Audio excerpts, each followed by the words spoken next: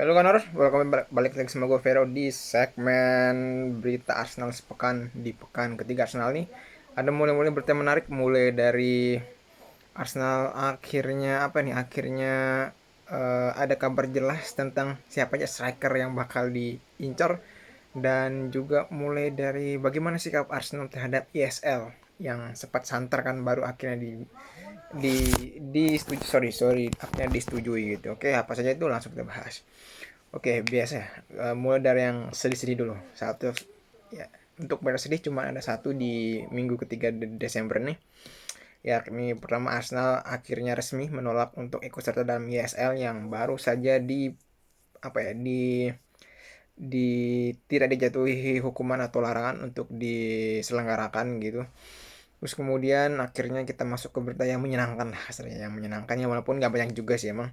Yakni akhirnya scouting pemain muda dari Real Madrid yang namanya Om Xavier. Gue nggak tahu siapa namanya, ya jelas Om Xavier namanya. Anjir, kasih Om lagi lah.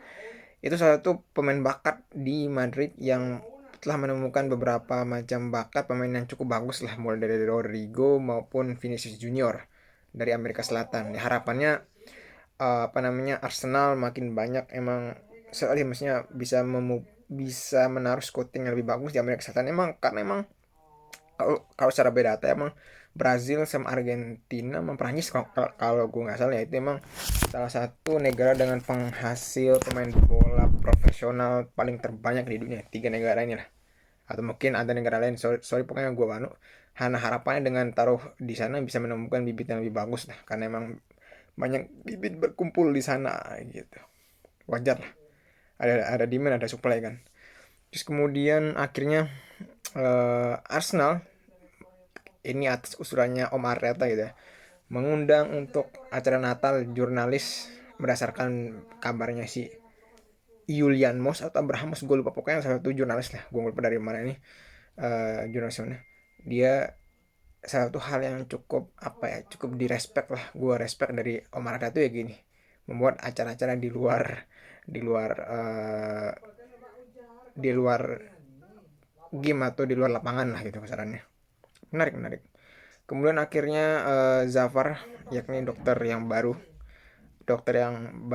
maksudnya akan ada dokter baru di musim depan dari dokter Crystal Palace yang akan mengganti Audrey Scholl yang kalau salah ke MU, dan si Om Zafar nih itu tuh sebenarnya adalah kenapa penting gue beritahu ini ya, karena si Om Zafar nih untuk menggantikan dokter Audrey Scholl yang musim lalu itu sebenarnya ketika masih menjabat itu, karena bakal tahu cukup banyak pemain Arsenal yang cedera di musim lalu. Begitu juga di awal-awal musim ini, harapannya dengan beliau masuk itu lebih minim cedera yang dialami Arsenal di musim depannya gitu, dan seterusnya gitu.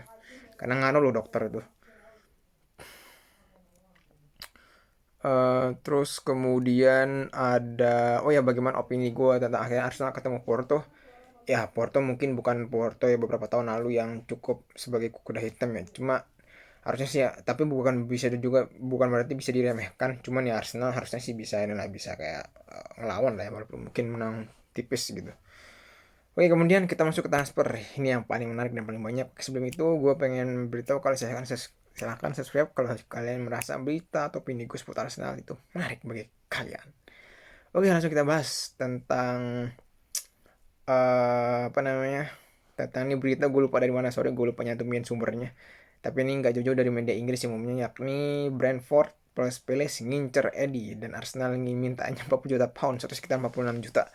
Ya, lagi-lagi mungkin 40 juta pounds tapi ujung-ujungnya itu 40 juta euro plus plus apa namanya, tapi itu package bukan pokok, dalam artian 30 juta mungkin fee-nya, guaranteed fee, 10 jutanya add-ons ya, kayak pas itu si Balogun. Aduh, oke lah ya, lucu aja lah. Semoga aja sih kejual harga segitu ya, biar biar bahkan mungkin kalau bisa misalkan Arsenal tertarik sama Ivan Toney ya, bisa jadi bahan bahan penawaran lah yang bagaimana yang nantinya kita singgung lebih banyak lagi si Ivan Toney ini. Terus kemudian ada Andre Onana plus Palhinha, plus Andre Onana DM-nya si Everton, Palhinha juga DM-nya terus Ramsey ini box to boxnya si Villa yang sedang dipantau, ingat ya, masih dipantau. Ini berdasarkan berita dari Daily Mail. Nah cuman mungkin kalau Onana sama Paulinho gue paham lah, kayak kesannya dia kayak mungkin DM, tapi mungkin yang agak lebih konservatif lah gitu ya, terutama si Paulinho. Kalau Onana mungkin agak lebih, ya lumayan lumayan kayak Jorginho, agak-agak kayak Jorginho lah dia. Cuma dengan fisik yang lebih tinggi dan muda lah kasarnya. Cuma gue bingung tuh si Ramsey loh. Kenapa dia ngincer Ramsey? Lu kalau lihat Ramsey ya, misalkan lu klik di YouTube Ramsey skills and goal, itu biasa banget, Be. Sumpah biasa banget. Gue nggak tahu, mungkin karena data atau apa makanya dia mau pengen ambil. Tapi ya udahlah, semoga bukan si Ramsey nih. Soalnya si Ramsey mungkin yang paling murah dari kalian soalnya. Terus kemudian Arsenal mengincar, ini berdasarkan Daily Mail sama Thomas Delaney kalau nggak salah, dua namanya si beliau nih, pokoknya Delaney lah, satu reporter sepak bola olahraga di Inggris, memberitahukan kalau Arsenal di musim dingin nanti itu ya bukan musim dingin sih, musim lebih ke musim 2024, entah itu mungkin musim dingin atau mungkin musim panas, ngincer dua fullback. Tapi gue heran sih kenapa dua fullback ya, padahal kedalaman cukup bagus kok. Terus juga mengincar satu central midfielder, berarti gelandang tengah, entah itu DM maupun box to box maupun creative midfielder, sama satu lagi nomor 9. Benar-benar nomor 9, bukan penyerang secara umum dibilang. Ya wajar sih emang, kelemahan Arsenal tuh berada di area gelandang tengah, striker sama fullback sih. Sebenarnya ada juga sayap kanan, cuma sayap kanan ini bisa ditutupi dengan Gabriel Jesus yang bisa sekali geser ke kanan sih. Kalau misalkan sudah ada central midfieldernya sama ada nomor 9-nya. Oke, kita bahas lagi. Kemudian Arsenal sudah melakukan pencarian dengan David Luiz. Ya, ini sebenarnya udah lama, sudah beberapa minggu yang lalu sih. Cuman ya buat memastikan aja kalau berarti emang lagi meningkat pemberitaan soal David Luiz. Walaupun mungkin bakal ada berita yang cukup mengejutkan dengan terkait orang ini nanti. Nanti gue bahas. Makanya subscribe ya, subscribe.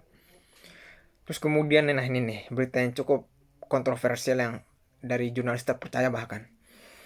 Yakni ternyata dengan kalian, kalau di musim lalu gue bilang, di minggu sebelumnya gue bilang kalau Arsenal bakal ngincar Solanke, Tony Watt, dan Luis ya, tiganya yang paling kuat namanya. Ternyata guys, gue harus maksud gue. Sorry, ini agak keterbatasan tepat ya. Ternyata guys, berdasarkan Onsten, Arsenal sama sekali tidak mengincar Solanke sama Luis. Ivan Toney tidak dibilang tidak diincar, cuman dengan kondisi yang agak membingungkan. Ivan Toney dianggap, ini sih opini gue ya, karena ini nggak bisa dijelaskan secara terang-terangan juga oleh Ormston. Dia bilang karena Arsenal kondisi yang Ivan Toney kondisinya nggak jelas apakah dia bakal start apa enggak di tahun depan, makanya Arsenal belum berani gerak. Terus kemudian ada Arsenal mengagumi Osimhen, Sesko Ferguson di tahun 2024. Nah ini sebenarnya yang lebih kuat ya, karena ini lagi dari Onsten langsung loh yang ngomong. Tadi kan dia bilang yang tidaknya. Nah ini yang benernya nih, yakni si Osimhen, Sesko Ferguson. Kalau Sesko mungkin gue paham sih, karena dia mungkin apa namanya udah dari beberapa minggu yang lalu lah, makanya sama Osimhen juga gitu sih cukup kuat. Cuma yang gue heran tuh kenapa Ferguson ya, itu 19 tahun main di Brighton terus mau beli, apa nggak takut kucing dalam karung gitu kan. Aduh udahlah ya, nggak paham gue emang selera-seleranya scouting Arsenal nih. Tapi oke lah ya, tapi emang dia bisa bermain dalam sistem, tapi kalau harganya lebih dari 50 juta udahlah, buang aja lah menurut gue. Masih banyak yang lebih bagus kayak sekarang Sesko gitu, atau Simon sekalian 2 kali lipat, tapi layak gitu. Terus kemudian ini masih berhubungan dengan berita yang pertama tadi sih, soal si Lord Buddha ya, yakni Eddie Nketiah diminati 6 klub, 5-5-nya itu IPL, salah satunya Bundes. Ya wajar sih, karena emang buat gue emang Eddie ini masih cocok lah, masih bagus, karena dia udah dididik dalam sistem sehingga mungkin dia masih bisa berkontribusi ke klub papan tengah yang bermain dalam sistem seperti misalkan Burnley, mungkin Wolves di bawah Gary O'Neill yang sekarang, bukan Gary O'Neill yang dulu di Bournemouth. Mungkin Fulham juga masih bisa lah, mungkin Fulham banyak lah, pokoknya cocoknya emang di tim-tim kayak gitu sih emang. Mungkin Brentford lah juga masih oke lah, walaupun Brentford nggak yang tertib banget sih, cuman emang cocok lah buat gue. Terus kemudian Arsenal masih menaruh minat pada Zubimendi. Ini lagi David Ornstein dari The Athletic UK. Ya buat gue emang, ya kalau diantara banyak pilihan DM, yang paling realistis itu ya Zubimendi sih, karena harganya yang cukup krisis kelasnya pun 60 juta. Kalaupun Arsenal nggak mau bayar dari kelas ya mungkin bisa 50 juta, karena kan nggak ngotak juga minta harga tapi di bawah dari kelas, mending rilis kelasnya langsung kan. Cuman itu lagi permasalahannya, orangnya nggak mau.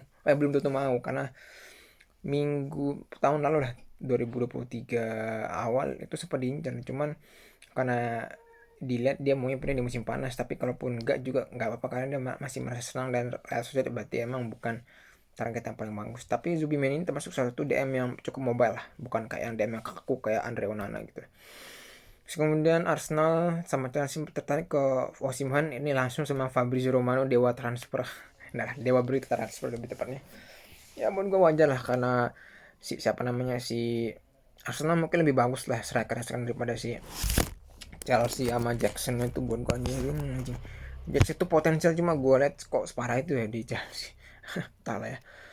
Terus kemudian ini dari Give Me Sport ya, bukan yang bukan media berita yang terlalu kita kenal banyak, semacam Daily Mail, The Sun, atau mungkin apalah gitu, atau Athletic UK maupun Fabrizio Romano langsung. Tapi menurut ini bahwa Arsenal tuh emang lagi ngincer back jadi prioritasnya. Itu yang utama, mungkin dia yang dimaksud adalah full back ya. Coba nanti diperkuat sama rumor yang lain. Kayaknya sih back sih, cuma nanti diperkuat. Nanti gue singgung di yang lain. Cuma gue terus ke prioritas kedua adalah CM, yang kemungkinan si loan, yang buat gue lebih baik loan. Kalaupun mungkin beli, tapi beli yang udah sisa setahun maupun sisa 6 bulan kayak Zielinski. Kalau misalkan kalau emang dia mau buat itu, yang penting kan Arsenal kan kurang kreatif midfielder ya. Maupun mungkin si itu ya, siapa namanya, si kandang Juve yang Rabiot. Nah itu juga bisa lah, karena sisa 6 bulan dan cukup bagus sebenarnya. Gue cukup suka sebagai box to box, walaupun ya sebagai box to box lah. Nah bola itu sih yang cukup bisa dikatakan. Terus kemudian ini sebenarnya masih terhubung dengan berita soal si Ivan Toney ya. Bagaimana sih sebenarnya Arsenal tuh pengen ngincer Ivan Toney? Cuma ini dari The Guardian bahwa Arsenal apa ya, kejelasan soal si Ivan Toney ini adalah bahwa dia dihargai di harga 100 juta pounds. Anjing, mending gue beli Osimhen aja yang 100 juta pounds kan hampir 120 juta euro kan. Ya mending Arsenal beli Osimhen naik dikit gitu. Entahlah ya, bangke emang. Nah ini kan tadi gue bilang ada berita dari Give Me Sport yang bilang back menjadi prioritas. Tetapi sampai sekarang belum ada rumor terkait fullback yang berasal dari media yang cukup terkenal. Itu belum ada. Ya mungkin media-media dari yang namanya nggak jelas mungkin banyak lah ya. Bukan nggak jelas sih, tapi mungkin namanya nggak sepopuler media-media, beberapa media di Inggris itu mungkin ada, cuman yang dari media-media Inggris yang core tuh nggak ada sih. Sampai akhirnya Arsenal ini pun dapetnya dari media Portugal, bukan media Inggris gitu ya. Karena Arsenal ngincarnya itu Gonzalo Inacio, salah satu back tengah yang buat gue tuh termasuk BPD. BPD itu maksudnya kayak ball playing defender yang bisa memainkan bola dari kaki ke kaki, bisa bangun bola, bisa pokoknya punya passing yang bagus lah buat membangun serangan lah. Tapi dengan kaki kiri, yang ini si Gonzalo. Dan release cost-nya tuh 60 juta euro. Ada yang bilang pound, ada yang bilang euro, tapi kamu sih euro lah kuatnya. Itu pengen dibeli dengan loan, tapi langsung dibeli karena Arsenal kan ada masalah FFP soalnya. Dan buat gue sih kemungkinan 50 juta oke sih. 50 juta oke, 50 juta karena kan ini mirip kayak Zubimendi ya. Dia punya release cost 60 juta. Tapi Arsenal kayaknya cukup bayar 50 juta. Kalaupun dia nolak ya udah bayar aja sekalian release cost-nya, karena nggak terlalu mahal juga sih. Buat gue sih ya oke oke aja. Tapi kenapa lu nggak beli fullback ya? Fullback lo yang lu butuh itu, soalnya back lo tuh ada 4 gitu ya. Kecuali mungkin mau beli back tengah kanan, oke nih oke. Tapi nih back tengah kiri tuh udah ada Sali Gabriel, Kiwior, sama si ini kalau misalkan jadi gitu. Kebanyakan gitu ya. Carilah mungkin fullback gitu ya. Oke, itu aja dari gua. Gila sih, ini udah 14 menit. Sebenarnya ini kalau misalkan berita transfernya nggak terlalu banyak ya mungkin bisa sedikit, tapi ini cukup banyak yang bisa dibahas, menarik buat gua ya. Oke, silakan sampai ketemu pada kalian, and see you in the next preview melawan West Ham di tengah pekan ini ya. Oke, see you.